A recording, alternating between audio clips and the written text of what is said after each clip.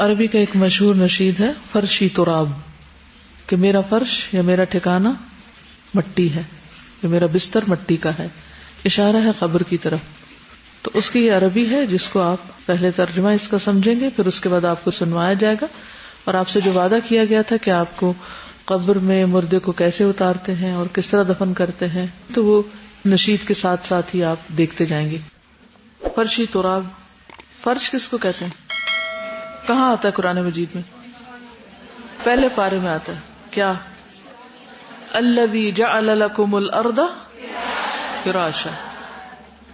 تو فرشی تراب، فراش اللہ نے پہلے سے بنا دیا زندہ لوگوں کے لیے بھی اور مردہ کے لیے. الم نجعل الارض کفاتا احیاء و امواتا، کہ زمین کافی ہے سب کے لیے، زندوں کے لیے بھی مردوں کے لیے بھی.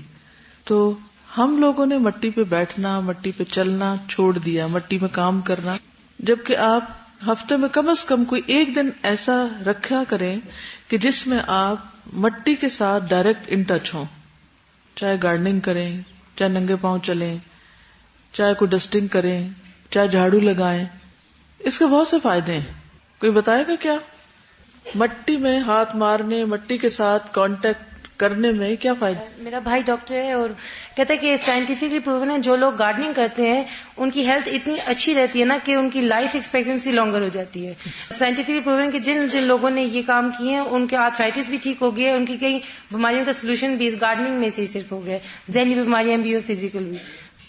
ہمارے ادھر ایسا ہے کہ اگر ایک صحن ہے نا تو اس کا چاروں طرف سے پکا ہے اور سینٹر اس کا کچا رکھا ہوا ہے، بالکل، تاکہ گرمی میں ٹھنڈک ہوتا ہے وہ جگہ، اور اس پہ پھر ڈائریکٹ وہ سارے بیٹھتے ہیں اور ادھر بالکل. اور اب باقی دیکھیے کہ سائڈیں. مٹی کے اندر کتنی طاقت ہے، کیا کچھ اللہ نے خزانے اس میں رکھے ہوئے ہیں جو کہ ہم دیکھتے نہیں، اور وہ مٹی مٹی نظر آتی ہے اس لیے ہم اس سے فائدہ نہیں اٹھاتے. کہ کوئی بیج اگر اس میں ڈال دیا جائے تو وہ کیا بن کے نکلتا ہے؟ پودا. وہ بڑھتا جاتا ہے، پھر پھل لاتا ہے. وہ جو پھل میں آپ کھا رہے ہیں، مثلاً ایک اورنج کھا رہے ہیں آپ، اس کا بڑا حصہ کہاں سے آیا؟ سب زمین سے آیا نا. پانی بھی وہیں سے اس کو لگا، ٹھیک ہے روشنی ہوا تھوڑی باہر سے بھی کچھ چیزیں اس کو ملی، لیکن ایک میجر پورشن مٹی سے اس نے لیا ہے. تو گویا نیوٹریشن جتنے، یہ سارے نیوٹریشن کس میں ہیں؟ مٹی کے اندر ہیں. اسی لیے مٹی کو تیمم کے لیے بھی استعمال کیا جاتا ہے. یہ ہم ہر وقت جو کمپیوٹرز اور سکرینز کے آگے بیٹھے رہتے ہیں تو بہت سی ایسی ریز ہمارے اندر جاتی رہتی ہیں جو ہماری باڈی کے ردم کو ڈسٹرب کرتی ہیں.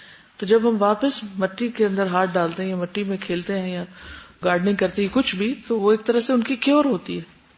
تو کوئی نہ کوئی طریقہ، پھر میں آپ کو دوبارہ یاد دہانی کراؤں گی کہ پلانٹیشن کا موسم ہے، کہیں نہ کہیں لگ جائیں. اور اسی میں جیسے جھاڑو دیتے ہیں تو بعض اوقات ڈسٹ آپ پہ آ پڑتی ہے. کچھ لوگ کہتے ہیں ہمیں بڑی ڈسٹ الرجی اور ہم نہیں جھاڑو دے سکتے اور یہ بہت خراب کام ہے اور ہم ڈسٹنگ نہیں گھر کی کر سکتے اور یہ کیا. تو اس سے بھی نہیں گھبرایا کریں.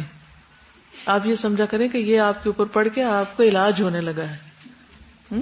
اور پھر اس کے بعد جب آپ نہاتے دھوتے ہیں کتنا فریش فیل کرتے ہیں مٹی پڑنے کے بعد جو نہاتے ہیں، اور صاف ستھرے پھر نہانے بیٹھتے تو مزہ بھی نہیں آتا، لگتا صفائی نہیں.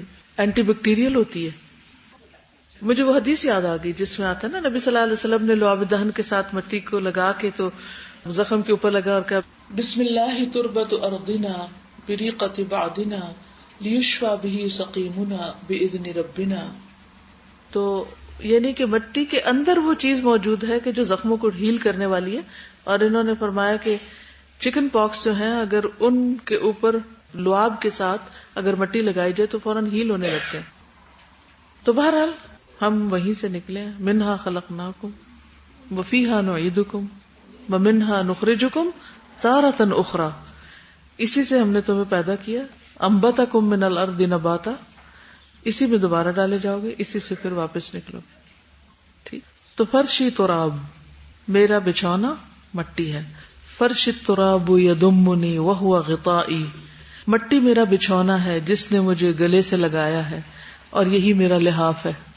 حول الرمال تلفنی بل من ورائی، حولی میرے آس پاس، الرمال ریت ہے، تلفنی جو مجھے لپیٹ رہی ہے، بل من ورائی بلکہ میرے پیچھے سے بھی، نچار سو ہر طرف ریت ہی ریت ہے جو اس نے مجھے گلے لگایا ہوا ہے. واللحد یحکی ظلمتا فیہ ابتلائی، اور قبر بیان کر رہی ہے، لحد یحکی قصہ بیان کر رہی ہے، کیا کہ میری آفت کے اندھیروں کو، یا جو اندھیرا ہے اس میں اور اس میں جو میرا امتحان ہے اس کی کہانی بیان کر رہی ہے. یعنی قبر سے یہ عبرت لو، سبق لو. کوئی بھی قبر جب آپ دیکھتے ہیں، وَالنُّورُ خَطَّ كِتَابَهُ أُنْسِي لِقَائِي، اور روشنی نے اپنی کتاب میں لکھا ہے کہ میرا دل کا لگنا میری اللہ سے ملاقات میں ہے. روشنی نے اپنی کتاب میں لکھا ہے، شاعری کا انداز ہے کہ میرا دل کس میں لگتا ہے؟ اللہ سے ملاقات میں. آپ اپنے آپ سے بھی سوال کیا کیجئے، اپنے آپ سے پوچھا کیجئے، اور خصوصاً جب آپ بے چین ہوں، بور ہو رہے ہیں، دل نہیں لگ رہا، کیا کریں، سمجھ نہیں آ رہی، تو پوچھا کریں میں چاہتی کیا ہوں، کیا چاہتی ہوں. اچھا اب آپ نے لکھ لیا میں یہ چاہتی ہوں، مثلا فلاں شخص کے پاس جانا چاہتی ہوں، پھر کیا ہوگا؟ زیادہ سے زیادہ کتنی دیر خوشی ہوگی؟ آپ تھوڑی دیر ہوگی، اب بہت ایکسائٹیڈ ہوں گے، اس کے بعد ایکسائٹمنٹ کدھر جائے گی؟ ختم ہو جائے گی. پھر کیا ہوگا؟ پھر بور ہو جائیں گے آپ. اگر اس نے امپورٹنس نہ دی اور جو ایکسپیکٹیشن لے کر گئے ہیں آپ اس کے پاس وہ پوری نہیں ہوئی تو مزہ خراب کر کے آئیں گے. یہ حل نہیں ہے کہ ہم فلاں کے پاس چلے جائیں اور فلاں کے پاس چلے جائیں. یہ شیطانی خیال ہے. ہمارا چین، ہمارا سکون اور ہمارے دل کا لگنا بس اللہ کی ملاقات میں ہے. اصل میں اللہ کے چہرے کو دیکھنا ہماری زندگی کی سب سے بڑی خواہش ہونی چاہیے. اور جب تک یہ نہیں بنتی تو ہم خسارے میں. بندوں میں مت اٹک کے رہ جائیں، انسانوں میں سکون نہ ڈھونڈیں، انسانوں کے پیچھے مت بھاگیں. وہ خود محتاج ہیں، فقیر ہیں، وہ نہیں دے سکتے آپ کو وہ جو آپ کی چاہت ہے یا جو آپ کی ضرورت ہے. وہ آپ کا دل نہیں بھر سکتے، وہ بھر ہی نہیں سکتا. تو اللہ سے دعا مانگا کریں کہ میرے دل میں اپنی ملاقات کا شوق پیدا کر دے. وَالشَّوْقَ إِلَىٰ لِقَائِكَ، اس دعا کو خاص طور پر مانگا کریں. اور جب کسی انسان کی یاد ستائے یا کسی بھی انسان کے لیے دل اداس ہو تو فوراً اللہ کو یاد کریں. یہ ذریعہ بن جائے آپ کے لیے اللہ کی یاد کا، نہ کہ اللہ کو بھول کر آپ بندوں میں کھو جائیں. کتنا بڑا خسارہ ہے، اس میں کتنا وقت ضائع ہوتا ہے، بعض اوقات کتنا مال لگتا ہے، کتنی انرجی لگتی ہے. آپ کتنے اہم کاموں سے ہٹ جاتے ہیں اور آپ بھاگ بھاگ بھاگ کے ایک صحرا میں ہی بھاگتے رہتے ہیں، ہاتھ کچھ بھی نہیں آتا آپ کے. ایک بہت بڑا فتنہ ہے، بہت بڑی مصیبت ہے بندوں کے لیے رونا اور بندوں کی چاہت میں کھونا. قبر میں کوئی بندہ نہیں ساتھ آئے گا، سب بے وفائی کریں گے. تو جو بے وفا ہیں ان سے ہم کیوں نہ ابھی بے وفائی کر لیں، یعنی اس سینس میں کہ ان کی یاد، ان کی چاہت، ان کی محبت اللہ کی محبت سے کیوں اوپر لے جائیں، نیچے کریں ان کو. اور یہی بہت بڑی ریمیڈی ہے اپنے آپ کو بہت سے فتنوں اور پریشانیوں سے بچانے کی. اور یہ چیز انسان کو حاصل ہو جاتی ہے اگر انسان واقعی چاہتا ہو کہ اللہ مجھے دے اپنی محبت، اور اپنی محبت کو میرے لیے ٹھنڈے پانی سے بھی زیادہ اور ہر چیز کی چاہت سے زیادہ کر دے. پھر زندگی کا لطف شروع ہوگا آپ کے لیے. اس سے پہلے آپ روتے ہی رہیں گے. رونا آپ کی قسمت میں پھر لکھا جائے گا کیونکہ آپ نے وہ چیز چاہی نہیں جو آپ کا علاج تھی. تو انسی لقائی، میرے دل کا لگنا کیا ہے؟ میری ملاقات کس سے؟ اللہ سے. پھر قبر میں بھی انس ہوگا، پھر قبر میں بھی کوئی غم نہیں، کوئی خوف نہیں، کوئی پریشانی نہیں. چاہے وہ کتنی اندھیری وہ روشن ہو جائے گی، وہ تنگ بھی ہے وہ وسیع ہو جائے گی. بور نہیں ہوں گے کیونکہ آپ کا رب آپ کے ساتھ ہے. ہاں اگر بندوں کے محبت میں جی رہے ہیں وہ پیچھے رہ جائیں گے تو وہاں بھی اسی کرب کے ساتھ رہیں گے. یاد رکھیے جس کرب میں انسان زندگی گزارتا ہے اور موت کے وقت اگر اس کے اندر وہی کرب ہے تو اسی کے ساتھ دل بند ہوتا ہے اور وہ دل کی حالت پھر قیامت تک نہیں بدلتی. مثلا آپ کے دل میں ہر وقت کرب لگا ہوا کسی انسان کی چاہت کا، اور خدا نہ خاصہ اس حال میں موت آ گئی تو کیا ہوگا؟ فرشتے اسی حال میں دل بند کر دیں گے، اسی محبت کے ساتھ دل سیل ہوگا. اور جو محبت آپ کو دنیا میں ٹارچر دیتی رہی وہ محبت آپ کو قبر میں بھی ٹارچر دے گی، اور وہ پھر قیامت کے دن بھی اٹھ کے ٹارچر دے گی. کیونکہ جن کے پیچھے آپ بھاگ رہے ہیں وہ تو وہ بے وفا گئے کہیں، کوئی بھی نہیں مدد کو آیا، کوئی بھی ہو. دیکھیں دین والے لوگوں سے محبت جو کی جاتی ہے نا وہ شخصیت پرستی نہیں ہوتی، اسی سے پھر شرک جنم لیتا ہے. دین والوں سے محبت ضرور کرنی چاہیے مگر اللہ کی خاطر. اللہ کی خاطر محبت کا مطلب کیا ہے؟ کیا مطلب ہے؟ یہ ایک پورا الگ باب ہے، میں نے اس کے اوپر بہت بات کی ہوئی ہے. حسن اخلاق کا ایک چیپٹر ہے، دوائے شافی میں بہت بات کی ہوئی ہے. اگر آپ کو اس موضوع پہ مزید جاننا ہے تو ان کتابوں کو پڑھیے، سنیے. یعنی ہم نام اللہ کا لے لیتے ہیں، یقین مانیں اور اللہ کا نام یوز کرتے ہیں اپنی نفسانی خواہشات کے لیے، اور یہ شیطان کا بہت بڑا دھوکہ ہوتا ہے. اللہ کی خاطر کسی سے محبت یہ ہوتی ہے کہ ان کی وجہ سے ہم اللہ کے قریب ہو جائیں، نہ کہ ادھر اٹک کے کھڑے ہو جائیں. اچھا کیسے قریب ہو؟ ہم کہ نہیں جب ہم آپ کے ساتھ رہیں گے تو قریب ہو جائیں گے. غلط ہے یہ بات. جی مشن میں ساتھ، مقصد میں ساتھ، کام میں ساتھ، پرسن میں ایز اے پرسن ساتھ نہیں. ٹھیک ہے، اچھا ٹھیک ہے، وہ کبھی موقع مل گیا تو بہت اچھا ہے، اگر نہیں ملا تو رونے دھونے کی ضرورت ہی نہیں اس پر. اب کیا ہے، اس اسٹیٹمنٹ کو دوبارہ غور کیجئے کہ اللہ کی خاطر محبت کسی بھی چیز سے، چاہے مال سے ہو، انی احببت حب الخیر عن ذکر ربی، کوئی بھی چیز جس کا خیال آتے ہی آپ کو فوراً دھیان اللہ کی طرف چلا جائے. اچھا یہ بندہ مجھے یاد آ رہا ہے، کیوں یاد آ رہا ہے، کیا مقصد ہے میرا؟ جی میں تو اللہ کی خاطر محبت کرتی ہوں اس لیے یاد آ رہا ہے. مت دھوکہ کھائیں اپنے نفس سے. اچھا تو اس وقت ذرا میں اپنے دل کو کھنگال کے دیکھوں اللہ کی چاہت کتنی ہے میرے دل میں. اللہ تیرے چہرے کو دیکھوں، میں اس کے لیے کچھ بھی کر سکتی ہوں. اللہ تیری ذات کی خاطر، تیرے دیدار کے شوق میں ہر چیز قربان کر سکتی ہوں. بول بول کے کہا کرے، ایک بندہ تو کیسے 1000 بندے قربان کر سکتی ہوں صرف تیری خاطر. تو جب تک ہماری محبتیں، ہمارے غصے، ہماری ناراضگیاں اللہ کی خاطر نہیں ہوں گی تو اس وقت تک ہمارا ایمان مکمل ہی نہیں ہے، ایمان ناقص ہے. اور اگر ایمان ناقص ہے تو عمل بھی ناقص ہے. قدرتی بات ہے، کسی کی بھی جدائی پر ایک دکھ تکلیف ہوتی ہے. کوئی فوت ہو جائے یا کوئی ٹریول کر جائے یا کوئی ہمیں نہ ملے تو ایک قدرتی بات ہے. نبی صلی اللہ علیہ وسلم حضرت ابراہیم کی جدائی پہ روئے تھے، کوئی بات نہیں. لیکن کیا آپ اپنے سارے کام کہاں چھوڑ کے گم سم رہنے لگ گئے تھے؟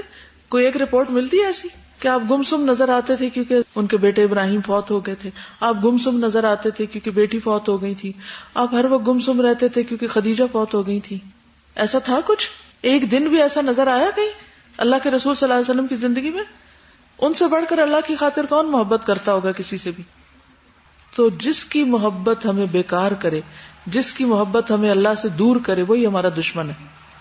جس کی محبت ہمیں اللہ کے ذکر سے غافل کرے، جس کی محبت ہمیں اللہ کی یاد بھلا دے، وہ دشمن ہے ہمارا. تو توبہ کرنے کا وقت ہے نا. آپ کہیں نا کہ اللہ تعالیٰ میں تو بہت زیادہ گناہ گار ہوں، میں اس قابل نہیں ہوں، لیکن آپ مجھے معاف کر دیں. اور انشاءاللہ جو آپ اللہ کے بارے میں زیادہ جانتے جائیں گے نا تو اللہ کے ناموں کو سامنے رکھ کے پھر دعا کریں. جیسے کل ہم نے فقہ القلوب میں پڑھا اللہ کی قدرت کے بارے میں، اللہ پہ توکل کے بارے میں وغیرہ وغیرہ. تو اس کے بعد آج صبح تک میں جو دعا مانگ رہی تھی تو یا جو میری سوچ تھی کہ اچھا مثلا ٹریولنگ سے پہلے کچھ چیزیں اچھا میں نے یہ رکھ لیا، زیادہ راہ جو بھی انسان کو ضرورت ہوتی، تو میں ساتھ اپنے آپ کو کہہ رہی تھی اللہ یہ تو ضرورت ہے نا، اصل تو ہے، تجھ پہ میرا بھروسہ ان میں سے کسی چیز پہ نہیں ہے. اللہ مجھے ان میں سے کسی چیز پہ بھروسہ نہیں ہے، مجھے تیری ذات پہ بھروسہ ہے. ان میں سے کوئی چیز مجھے فائدہ نہیں دے سکتی جب تک تو نہ اذن دے گا. تیرے اذن سے سب فائدہ ہوگا. جو کرنے جا رہی ہے، جو نیت ہے، جو سوچا ہوا ہے، وہ بھی جب ہی کر پاؤں گی جب تیرا اذن ہوگا. تو مجھے تیری رضا چاہیے، تیری طرف سے توفیق چاہیے. یہ میں سوچوں کہ ہاں جی میں بڑے کمال کی ہوں اور میں پتہ نہیں کیا کر دوں گی. نو. کہتی کہ ان کی ساتھی تھی ایک تو فوت ہو گئی، تو بار بار ان کا خیال آتا تھا اور وہ خیال پڑھائی میں حرج کر رہا تھا، قرآن کی تعلیم میں حرج ہو رہا تھا اس سے.